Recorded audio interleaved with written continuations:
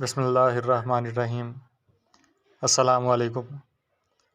حضرت محمد رسول اللہ خاتم النبیین صلی اللہ علیہ وآلہ وصحبہ وسلم پر کروڑوں درود و سلام۔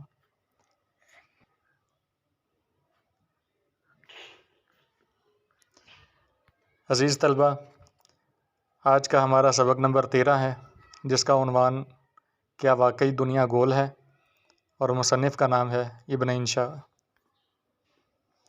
یہ سبق ایک سفر نامہ ہے۔ ابن انشا 1927 میں پیدا ہوئے اور 1978 میں ان کا انتقال ہوا۔ ان کا اصل نام شیر محمد قیصر تھا۔ ابن انشا کے نام سے شہرت پائی۔ اردو کے مشہور ادیب، شاعر اور مزاح نگار ہیں۔ صحافت کے پیشے سے وابستہ ہوئے، سفر نامے لکھے۔ ابن بطوطہ کے تعاقب میں چلتے ہو تو چین کو چلیے اور دنیا گول ہے مشہور سفر نامے ہیں۔ شاعری میں بھی بلند مقام رکھتے ہیں۔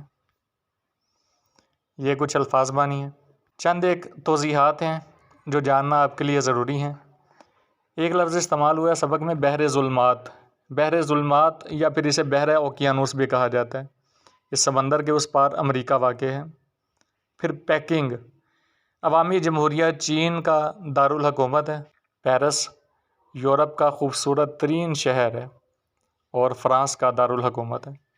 کوپن ہیگن یورپ کا ایک اور خوبصورت شہر، ڈنمارک کا دارالحکومت ہے۔ یہاں مسلمانوں کی ایک بڑی تعداد رہتی ہے۔ کولمبو سری لنکا کا دارالحکومت۔ جاکرتا یا پھر جکارتا انڈونیشیا کا دارالحکومت۔ اس کے علاوہ سند باد جہازی، منیر شامی، حاتم طائی، کوہ ندا، یہ سارے مختلف داستانوں کے کردار ہیں۔ سبق میں سے چند اہم نکات پر بات کرتے ہیں کہ ہم دنیا کا سفر کر آئے، لیکن ہمیں تو دنیا چپٹی ہی لگی۔ دنیا سے زیادہ تو ہم خود گول ہیں۔ پیکنگ سے لڑکے تو پیرس، کوپن ہیگن اور کولمبو جا رکے۔ دنیا کے گول ہونے کا ہمیں تو یہی خطرہ رہا کہ کہیں ہم گولائی کی طرف رینگتے ہوئے نیچے نہ گر جائیں۔ ہم سوچتے ہیں ہمارے سفر کا حال کہیں اس لڑکے کی طرح نہ ہو جو کٹورے میں تیل لینے کے لیے گیا۔ جب کٹورا بھر گیا تو دکاندار نے کہا، باقی تیل کس چیز میں ڈالوں؟ اس لڑکے نے کٹورا الٹا کر کے کہا، ادھر پیندے کے حلقے میں ڈال دو۔ پیندہ اوپر کر کے گھر گیا تو ماں نے کہا، بیٹا اس میں آدھ سیر تیل لانے کو کہا تھا، تم بس اتنا سا لائے ہو۔ اس دانش مند نے اسے بھی الٹ کر کہا، ادھر بھی تو ہے۔ یا ہم سند باد کی طرح کسی اجنبی جزیرے میں نہ جا نکلیں۔ بہرحال اب ہم حاتم طائی کا عزم لے کر سفر پر نکل چکے ہیں تاکہ دنیا کے گول ہونے کا ثبوت لا سکیں۔ مشکلوں سے کیا ڈرنا۔ صبح ہم کراچی تھے، دوپہر ڈھاکہ، رات بینکاک اور اب سنگاپور میں ہیں۔ مضمون چھپنے تک نہ جانے کہاں ہوں گے۔ ہمیں ان لوگوں پر رشک آتا ہے جو کبھی سفر پر نہیں نکلے، مزے سے گھر میں رہتے ہیں، پاسپورٹ کی فکر ہے نہ ویزے کی بھاگ دوڑ۔ اگر کہیں جانا بھی ہو تو گجرانوالے تک جاتے ہیں اور رات ہونے سے پہلے واپس آ جاتے ہیں۔ اگر ہمیں کہیں چندے قیام کا موقع مل جائے تو ایسا قیام نامہ لکھیں کہ لوگ حریفوں کے سفر نامے بھول جائیں۔ اجنبی دیسوں میں ہر وقت خطرہ رہتا ہے۔ ٹیکسی والے چور اچکے ہوتے ہیں، سامان لوٹنے والے، صبر و قرار لوٹنے والے وغیرہ۔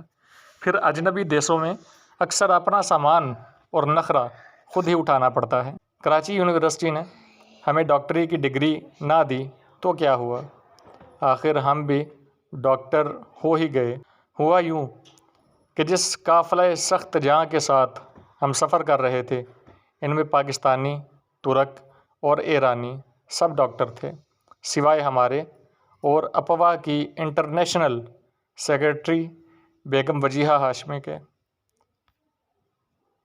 آخر ایک تقریب میں ہم نے انہیں ڈاکٹری اور انہوں نے ہمیں ڈاکٹریٹ کی ڈگری سے نوازا۔ اب ہم میڈیکل ڈاکٹروں کے سامنے علم و ادب کے ڈاکٹر بنتے ہیں اور ادب و فلسفہ کا سوال کرنے والوں کے سامنے میڈیکل ڈاکٹر. کبھی ہومیوپیتھی میں بھی پناہ لینا پڑتی ہے، یہاں تک کہ ایک بار تو دانتوں کا ڈاکٹر بھی بننا پڑا. اہل وطن اب ہمیں ڈاکٹر کہہ کر بلایا کریں. جب دوسرے لوگوں نے قبول کر لیا ہے تو اپنوں کو اس پر کیا اعتراض ہو سکتا ہے؟ عزیز طلبہ، اس سبق کا خلاصہ، اس کے سیاق و سباق کے اقتباسات اور MCQs سارا کچھ پیپر میں آ سکتا ہے، تو لہٰذا یہ چند ایک چیزیں آپ کی تیاری کے لیے دی جا رہی ہیں. سبق کا خلاصہ ہے، یہ اجمالی سیاق و سباق ہے.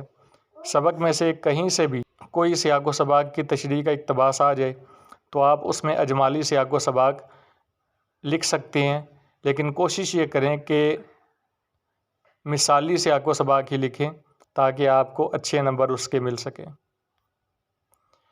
یہ ایک عبارت ہے جو سبق میں انتہائی اہم ہے تشریح کے لیے. سبق کا حوالہ متن، جس میں سبق کا عنوان، مصنف کا نام اور سیاق و سباق ہے، یہ اس کی تشریح ہے. عبارت نمبر 2، حوالہ متن، سیاق و سباق اور یہ اس کی تشریح. عبارت نمبر 3، حوالہ متن، سیاق و سباق اور یہ اس کی تشریح ہے. ہم MCQs کی صورت میں سوالات آ سکتے ہیں. یہ کچھ MCQs بنا کر دے دیے گئے، یہ تیار کر لیجیے گا. بہت شکریہ جی، اللہ حافظ.